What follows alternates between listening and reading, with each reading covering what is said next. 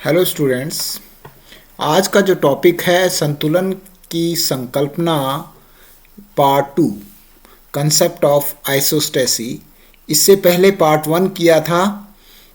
उसके अंदर मैंने ये बताने का प्रयास किया था कि संतुलन के सिद्धांत का प्रतिपादन कैसे होता है।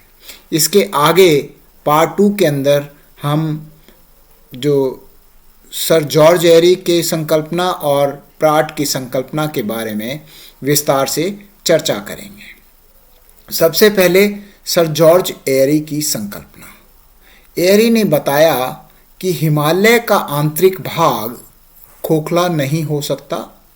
वास्तव में अधिक पदार्थ का भार नीचे से कम पदार्थ द्वारा संतुलित हो जाता है। उन्होंने सर्वप्रथम इस मत का सुझाव दिया कि पृथ्वी का क्रस्ट अधिक घनत्व वाले अर्ध स्तर में तैर रही है। ये महत्वपूर्ण है, अर्ध स्तर में तैर रहा है। यानी कि सबसे पहले उसने ये कहा कि पृथ्वी का क्रस्ट अधिक घनत्व वाले अर्ध स्तर पर तैर रहा है, यानी कि सियाल सीमा के ऊपर तैर रहा है। पहली बात तो जो सियाल है वो सीमा के ऊपर तैर रहा है, अर्थात सियाल सीमा पर तैर रहा है, बता दिया। इस प्रकार हिमालय भारी मैग्मा में तैर रहा है, यानी कि सियाल का घनत्व जो है सीमा से कम है, तो कम घनत्व वाला पदार्थ जो है अधिक घनत्व वाले पदार्थ के ऊपर तैर सकता है। उन्होंने आगे पुनः स्पष्ट किया कि हिमालय केवल धरातलीय आकृति ही नहीं है, केवल अर्ध स्तर के ऊपरी भाग तक ही नहीं तैर रहा है, बल्कि काफ़ी नीचे तक प्रविष्ट है। तो ये काफ़ी नीचे तक इसकी जड़ें प्रविष्ट है। ये आगे चल के इसको और विस्तार से चर्चा करेंगे। जिस प्रकार एक नाव पानी में तैरती है तथा उसका अधिकांश भाग जल में डूबा रहता है, उसी प्रकार हिमालय भी अधिक घनत्व वाले मैग्मा में तैर रहा है तथा उसका अधिकांश भाग नीचे काफ़ी गहराई तक व्याप्त है। तो इसने जो एक जड़ का नियम, इसको हम बोलते हैं जड़ का नियम।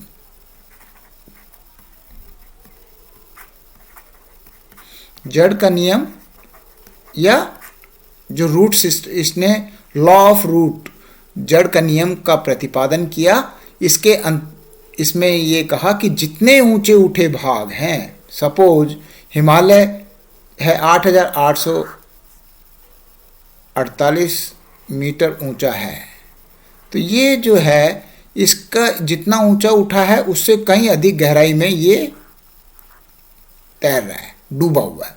जैसे इसने एक बर्फ़ के टुकड़े का उदाहरण दिया कि बर्फ़ की सिल्ली को, जिसका कि कम घनत्व है, और पानी के अंदर डाल देंगे तो पानी के ऊपर उसका एक हिस्सा बाहर होगा तो उसका 9 हिस्से पानी के अंदर डूबे होंगे। तो ये जो इस उदाहरण के हिसाब से इसने हिमालय और अन्य पदार्थों का बताया कि जो ऊंचे उठे भाग हैं वो अपने नीचे जड़ लिए हुए हैं और उनकी जड़ें उससे कई गुना 9 गुना अधिक धरातल के अंदर प्रविष्ट हैं, जिसकी वजह से जो धरातल के अंदर जो अधिक घनत्व वाला पदार्थ है उसको हटा के कम घनत्व वाले पदार्थ अंदर गया हुआ है, जिससे कि संतुलन बना हुआ है। इस विचार को दूसरे रूप में समझाया जा सकता है। जिस प्रकार बर्फ का टुकड़ा जब जल में तैरता है तो उसके एक भाग को जल के ऊपर रहने के लिए उसका जो 9 भाग है, 9 भाग जल में रहना आवश्यक है। उसी प्रकार यदि महाद्वीपीय भागों का औसत घनत्व 2.67 है तथा सबस्ट्रेटम यानी कि सीमा का घनत्व 3 है, यानी कि कम घनत्व वाला हिमालय सबस्ट्रेटम का जिसका घनत्व अधिक है उसके ऊपर तैर रहा है, तो क्रस्ट के प्रत्येक भाग को सबस्ट्रेटम के ऊपर रहने के लिए क्रस्ट के 9 भाग को सबस्ट्रेटम के नीचे रहना पड़ेगा। यानी कि सपोज जो है हिमालय की टोटल माउंट एवरेस्ट है 8,848 मीटर है। तो जितना ऊपर है उससे गुणा 9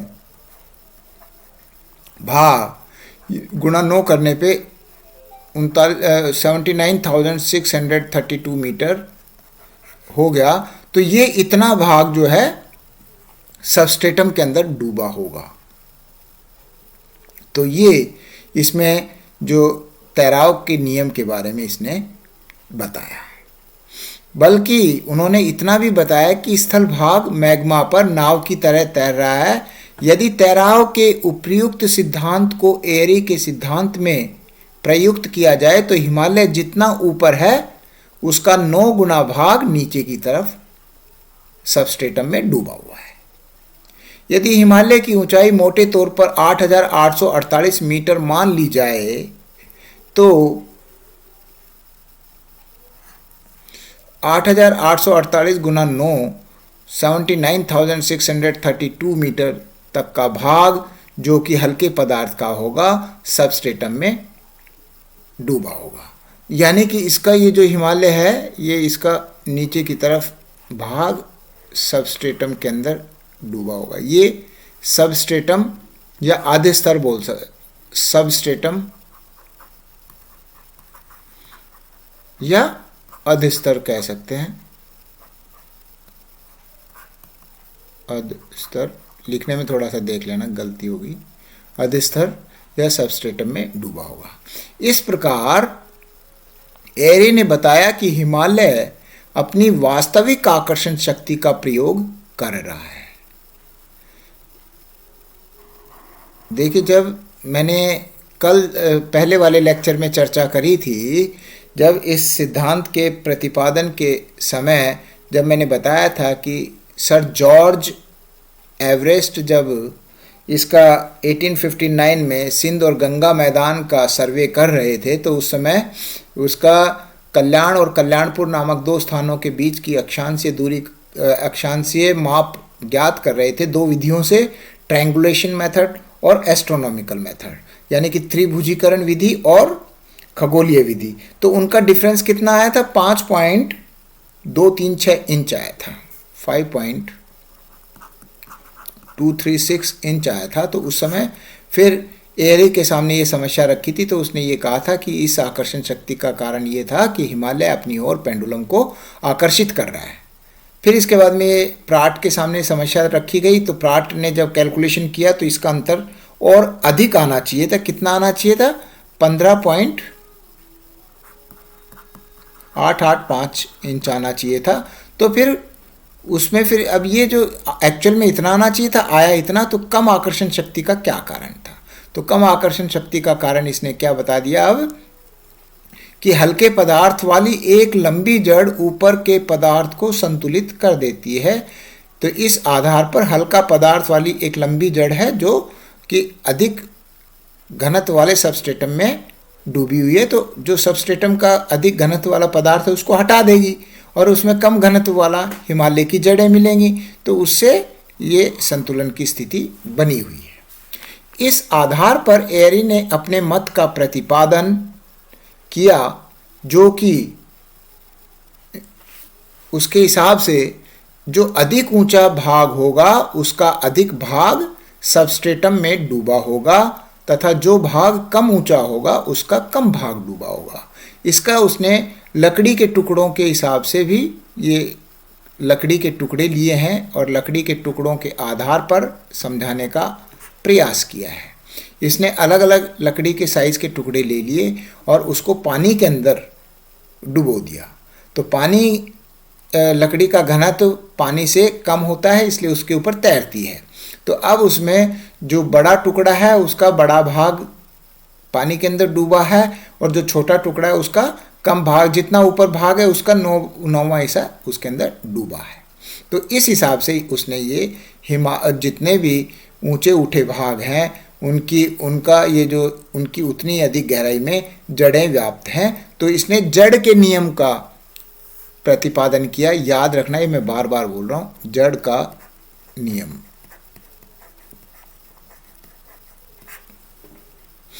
तो उसने ये कहा कि जो ऊंचे उठे भाग हैं उनका उतना ही अधिक भाग सबस्ट्रेटम या अध स्तर में, सबस्ट्रेटम को अध स्तर भी बोल सकते हैं,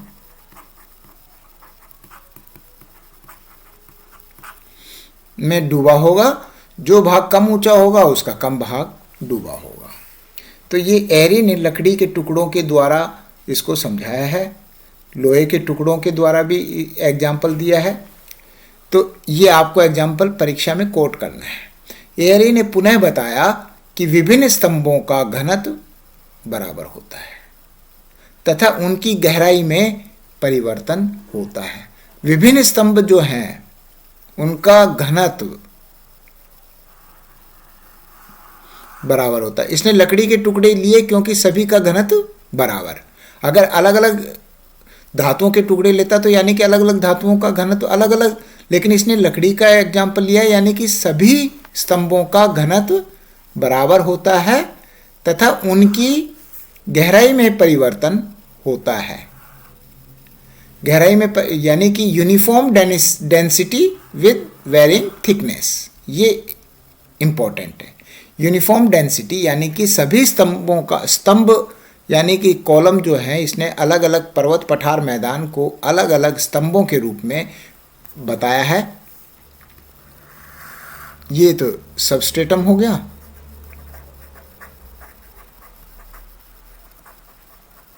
इसके ऊपर अलग अलग स्तंभ, जैसे मैं ये कहूँ ये तो है हिमालय, इसके बाद में यानी पर्वत, पठार, मैदान, झीलें और ये समुद्र नीचे। तो अब इनका देखिए जो ऊंचे उठे भाग हैं और ये कम ऊंचे, इनका सबका घनत्व समान।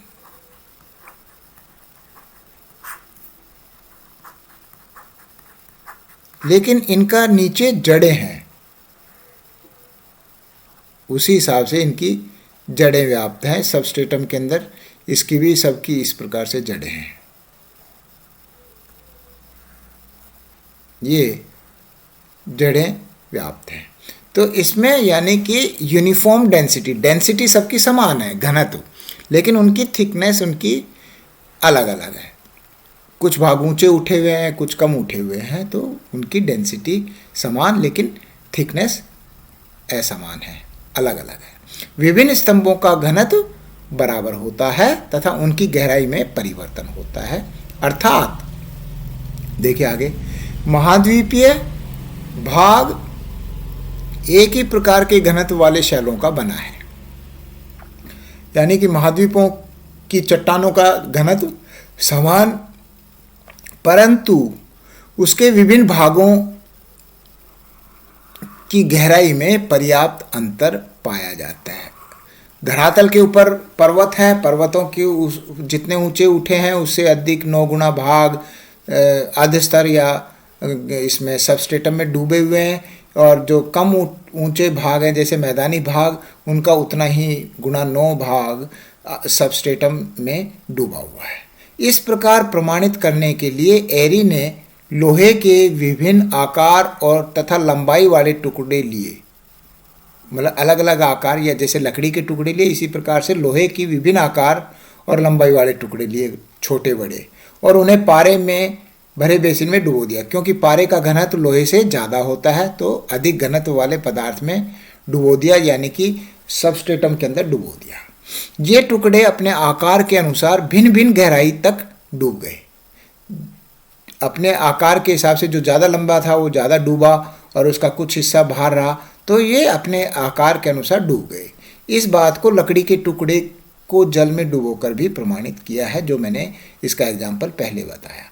तो आप एक एग्जाम्पल इसमें कोट कर सकते हैं। सारांश में एरी के मत को इस प्रकार व्यक्त किया जा सकता है कि ऊंचे उठे भाग काफ़ी गहराई तक अपनी लंबी जड़ से सबस्ट्रेटम के अधिक घनत्व वाले भाग को हटा देते हैं, जिस कारण ऊंचे उठे भागों के नीचे काफ़ी गहराई तक हल्के पदार्थ का विस्तार होगा।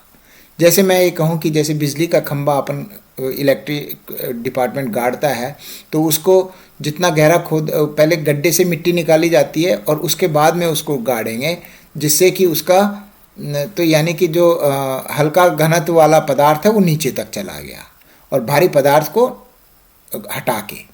ऐसा पर्वतों के विषय में भी होता है। इस प्रकार ये संतुलित होकर पृथ्वी पर स्थित है।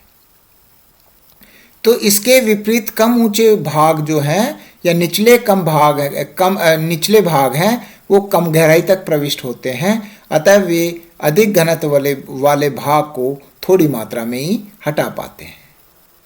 भाई ये जो पर्वत हैं ये अपने नीचे काफ़ी नीचे तक, ये जो इधर का साइड का इधर का भाग है इसको हटा दिया और कम घनत्व वाला भाग नीचे तक चला गया, तो इसलिए ये बैलेंस बन गया।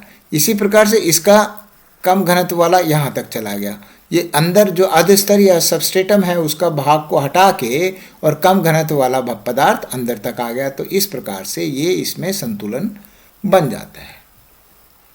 अतः वे अधिक घनत्व वाले भाग को थोड़ी मात्रा में ही हटा पाते हैं, जबकि उसके नीचे सबस्ट्रेटम का अधिक घनत्व वाला पदार्थ अधिक मात्रा में होता है। इस प्रकार ऊंचे उठे भाग तथा निचले भाग एक साथ संतुलित होकर खड़े रहते हैं। तो इनका बैलेंस का संतुलन एरी ने इस प्रकार से बताया। प्रत्येक भाग, ये कॉलम बता दिया, प्रत्येक भाग संतुलन तल या संतुलन रेखा पर बराबर भार रखते हैं। संतुलन रेखा पर बराबर भार रहता है इनका। यहाँ पर ये जो सबस्ट्रेटम है यहाँ पर इसका भार पर्वतों का, पठारों का और मैदानों का या और अन्य, इनका सबका यहाँ पर समान भार रहता है, यहाँ पे समान भार। यद्यपि वर्तमान समय में एरी के मत को सबसे अधिक समर्थन प्राप्त है, तथापि इसमें भी कुछ दोष अवश्य हैं। क्या दोष है? यदि एरी के मत को मान्यता प्रदान की जाती है तो प्रत्येक ऊपर स्थित भाग अपनी ऊंचाई के अनुसार नीचे की तरफ जड़ रखते हैं। इस प्रकार हिमालय की लगभग 79,632 मीटर, जो कि मैंने बताया था 8,848 गुणा 9 मीटर गहराई पर जड़ होगी। यह भी ज्ञात तथ्य है कि ऊपरी भाग से पृथ्वी के नीचे की ओर जाने पर तापमान किस दर से बढ़ता है? 32 मीटर प्रति 1 डिग्री सेंटीग्रेड के हिसाब से बढ़ता है। तो अगर 79,000 मीटर पर जाएंगे तो ये चट्टानें वहाँ पर ठोस अवस्था में रह ही नहीं सकती, ये वहाँ पर पिघल जाएंगी। तो इसलिए इसका जो एरी का मत है वो इस मामले में काफ़ी भ्रामक प्रतीत होता है, रियलिटी से दूर नजर आता है। तो एरी का मत पढ़ा, अब हम पढ़ेंगे प्राट का मत। प्राट महोदय ने कल्याण तथा कल्याणपुर के लिए गए अक्षांशीय माप के अंतर को 5.236 इंच को भली भांति पढ़ा तथा हिमालय का औसत घनत्व 2.75 मानकर उसकी आकर्षण शक्ति की गणना की, तो पता चला कि यह अंतर इतना आना चाहिए, 15.885 इतना आना चाहिए, जबकि आया कितना था? ये वाला कम 5.236 इंचेस आया था। तो कम आकर्षण शक्ति का कारण क्या था, ये समस्या प्राट के सामने रखी गई। तो प्राट ने इसका जो समाधान बताया वो क्या बताया? प्राट ने हिमालय की चट्टानों तथा समीपवर्ती मैदान की चट्टानों के अध्ययन के आधार पर बताया कि पहाड़ों का घनत्व पठारों से कम, पठारों का मैदानों से कम तथा मैदानों का घनत्व समुद्र तली से कम होता है। यानी कि जो ऊंचे उठे भाग हैं उनका घनत्व कम और जो कम ऊंचे भाग हैं उनका घनत्व अधिक होगा। अर्थात ऊंचाई एवं घनत्व में उल्टा संबंध होता है। ऊंचाई और घनत्व में उल्टा संबंध है, यानी कि जो ऊंचे उठे भाग हैं उनका घनत्व कम मिलेगा और जो कम ऊंचे उठे भाग हैं उनका घनत्व अधिक मिलेगा। प्राट के अनुसार एक क्षतिपूर्ति तल होता है, लेवल ऑफ कंपनसेशन, जो मैंने पहले भी चर्चा करी थी। क्षतिपूर्ति तल या लेवल ऑफ कंपनसेशन।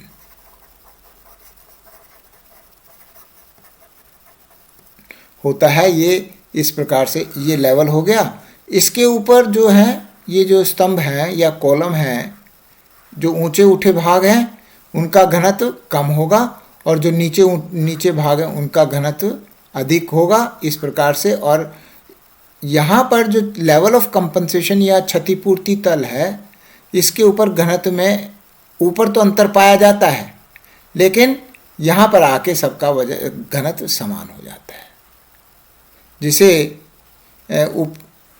तथा नीचे समान घनत्व होता है। एक स्तंभ में घनत्व नहीं बदलता। एक स्तंभ में यहाँ पर जो घनत्व होगा वो यहाँ पे घनत्व होगा। तो एक स्तंभ से दूसरे स्तंभ में घनत्व में परिवर्तन है, लेकिन एक स्तंभ में ऊपर से नीचे से लेकर ऊपर तक घनत्व समान पाया जाता है। परंतु एक स्तंभ से दूसरे स्तंभ में घनत्व में अंतर पाया जाता है। ये इंपॉर्टेंट है। एरी ने क्या कहा था कि सभी स्तंभों का घनत्व समान। इसने क्या कहा, सभी स्तंभों का जो घनत्व है असमान है, यानी कि एक स्तंभ से दूसरे स्तंभ के घनत्व में अंतर पाया जाता है। स्तंभ का मतलब हो गया, कॉलम का मतलब ये है पर्वत, पठार, मैदान, इनको अलग अलग स्तंभ मान लिया। इस प्रकार प्राट ने अपने प्रमुख मत uniform depth with varying density का प्रतिपादन किया। यूनिफॉर्म डेप्थ विद, ये एमसीक्यू में पूछ लेते हैं, uniform depth with varying density इसका कंसेप्ट था। यानी कि यहाँ पर आके ये इसके नीचे जड़ नहीं बताई इसने ये कहा कि यहाँ पर आके सबका वजन समान है, लेकिन एक स्तंभ से दूसरे स्तंभ में घनत्व में अंतर आता है, यानी कि वेरिंग डेंसिटी हो गया। प्राट के अनुसार पृथ्वी में एक सीमित क्षेत्र होता है जिसमें घनत्व में अंतर पाया जाता है। क्षतिपूर्ति रेखा के सहारे धरातल के बराबर क्षेत्र के नीचे बराबर द्रव्यमान होना चाहिए। इस तथ्य को उदाहरण द्वारा उसने समझाने का प्रयास किया है। कैसे? देखिए, क्षतिपूर्ति रेखा ये होगी, ये वाली, और इसमें एक स्तंभ है और दूसरा स्तंभ है, एक ऊंचा है एक कम है। चित्र में समतोल रेखा के सहारे दो स्तंभ हैं। ये इस लेवल लाइन ऑफ कंपनसेशन को समतोल रेखा भी कह सकते हैं, समदबाव रेखा भी, समतोल रेखा भी, जैसा मैंने कल बताया था। ए तथा बै के धरातलीय क्षेत्र बराबर है। धरातलीय क्षेत्र यानी कि इतना ही एरिया ये कवर कर रहा है धरातल पर, और इतना ही बी वाला एरिया। ऊंचाई अलग है, लेकिन इसके धरातल पर ये क्षेत्र तो ये समान ही कवर कर रहा है, परंतु उनकी ऊंचाई में पर्याप्त अंतर है। लेकिन दोनों का भार संतुलन के लिए कंपनसेशन रेखा या क्षतिपूर्ति रेखा के सहारे बराबर होगा। यहां पर वजन दोनों का बराबर होगा। इक्वल मास must अंडरलाई equal surface area. Equal मास मस्ट अंडरलाई इक्वल सरफेस एरिया, यानी कि इक्वल सरफेस, यहाँ का एरिया बराबर है इन दोनों का, तो इक्वल मास मस्ट लाई, यहाँ पे दोनों का वजन भी समान होगा। इसके लिए ए स्तंभ का घनत्व कम तथा बै स्तंभ का घनत्व अधिक होगा। क्योंकि ये ऊंचे उठे भाग हैं, तो इसका स्तंभ का घनत्व और बै स्तंभ के घनत्व में अंतर मिलेगा। इस प्रकार प्राट ने इस मत का प्रतिपादन किया कि ऊंचाई तथा घनत्व का उल्टा अनुपात, मैंने पहले बता दिया था, ऊंचाई तथा घनत्व का उल्टा अनुपात बताया था मैंने, होगा। ऊंचे स्तंभ जो हैं उनका कम घनत्व होगा और नीचे स्तंभ का घनत्व अधिक होगा। Bigger the column lesser the density and smaller the column greater the density. Bigger the column lesser the density, जो ऊंचे उठे भाग हैं उनका घनत्व कम होगा और जो कम ऊंचे भाग हैं उनका घनत्व अधिक होगा। प्राट के अनुसार घनत्व में अंतर केवल स्थल मंडल में होता है। घनत्व का अंतर केवल स्थल मंडल में होता है, लेकिन पायरोस्फीयर या बैरिस्फीयर में इनका वजन जो है समान होता है। इस प्रकार प्राट का विश्वास तैराव के नियम में न होकर क्षतिपूर्ति तल नियम में था। एरी का जो मत था वो तैराव का नियम में था और इसका था क्षतिपूर्ति तल नियम में। प्राट के अनुसार पृथ्वी के विभिन्न उच्चावच इसलिए रुके हैं कि उनके घनत्व में अंतर पाया जाता है, परंतु उनका भार संतुलन रेखा के सहारे बराबर होता है। प्राट के इस मत को हमने इस चित्र से समझाया। देखिए, इसने क्योंकि हर स्तंभ का घनत्व अलग है तो इसने अलग अलग खनिज या अलग अलग मेटल के टुकड़े लिए। सिल्वर का लिया, जिंक का लिया, पायराइट का लिया, टिन का लिया, लोहा, निकल और तांबा, और इनको इसने अब इससे अधिक घनत्व वाले पदार्थ यानी कि पारे के अंदर डुबो दिया। डुबोने से देखिए जो भाग ऊपर अलग अलग घनत्व के हैं, तो जो कम घनत्व का भाग है वो पायराइट है। जैसे पायराइट का कम घनत्व है तो वो ज़्यादा ऊंचे उठे हुए हैं। जो जैसे शीशा, देखो शीशा भी है ही, शीशा का घनत्व ज़्यादा है तो ये ज़्यादा डूब गया और ऊपर कम उठा हुआ है। निकल, लोहा, इनके सबके घनत्व में जो ज़्यादा ऊंचा उठा भाग है उसका घनत्व कम है और जो कम ऊंचा भाग है उसका घनत्व अधिक है। तो इसने इस प्रकार से इस एग्जाम्पल के द्वारा इसने बताया। तो ये एग्जाम्पल आपको बताना है।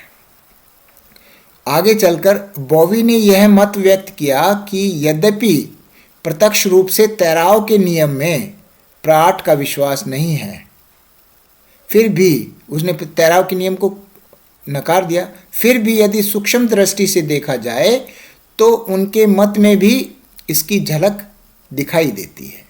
साथ ही जड़ नियम या रूट फॉर्मेशन के विचार की झलक प्राट के सिद्धांत में भी देखी जा सकती है, जबकि एरी का सिद्धांत था ये। यद्यपि प्रत्यक्ष रूप से प्राट यह नहीं मानते हैं। बोवी के अनुसार एरी तथा प्राट के मतों में प्रमुख अंतर इस रूप में है कि एरी ने बताया कि विभिन्न स्तंभों का घनत्व बराबर होता है, केवल उनकी गहराई में अंतर होता है, जबकि प्राट ने बताया कि एक समान गहराई में घनत्व में अंतर होता है।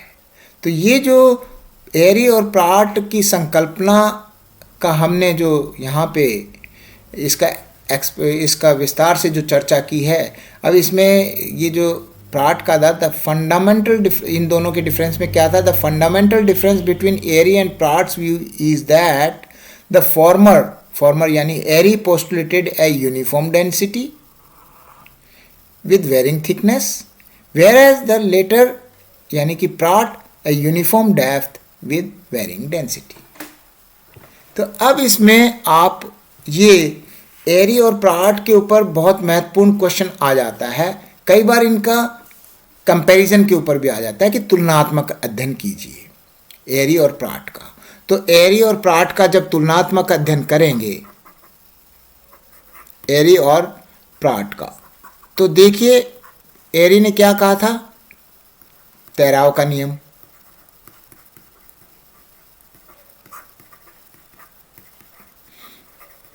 इसने क्या कहा था?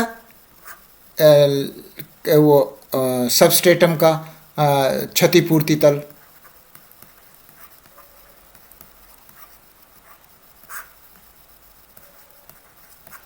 इसने जड़ का नियम। इसने इसको नकार दिया था, क्षतिपूर्ति को कहा था। इसमें क्या कहा था इसने? Uniform density.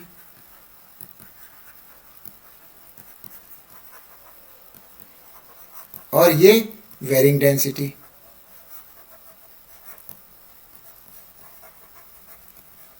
इसने लकड़ी का उदाहरण दिया था, उसको जो वुडन पीसीस का या बर्फ का, उससे आप एक्सप्लेन कर सकते हो, वुड पीसीस का। और इसने डिफरेंट मेटल्स का लिया था, मेटल्स का ये जो है डिफरेंट मेटल्स है ना। इस हिसाब से आप इसमें बहुत अच्छे से इस क्वेश्चन को तैयार कर सकते हैं। एरी और प्राट का तुलनात्मक अध्ययन भी अक्सर पूछ लेते हैं। तो मैंने एरी और प्राट का जो संतुलन का सिद्धांत है इसकी विस्तार से जो चर्चा की है, ये आपको इसका मैं पीडीएफ भी शेयर करूंगा आप लोगों के साथ में, और इस क्वेश्चन को बहुत अच्छे से तैयार करें। ये मोस्ट इम्पोर्टेंट क्वेश्चन है परीक्षा की दृष्टि से, और कॉम्पिटिटिव एग्जाम्स के लिए भी इसमें से क्वेश्चंस पूछे जाते हैं। तो स्टूडेंट्स, ये जो टॉपिक है मैं यहीं समाप्त करता हूँ। Thank you. जय हिंद, जय भारत।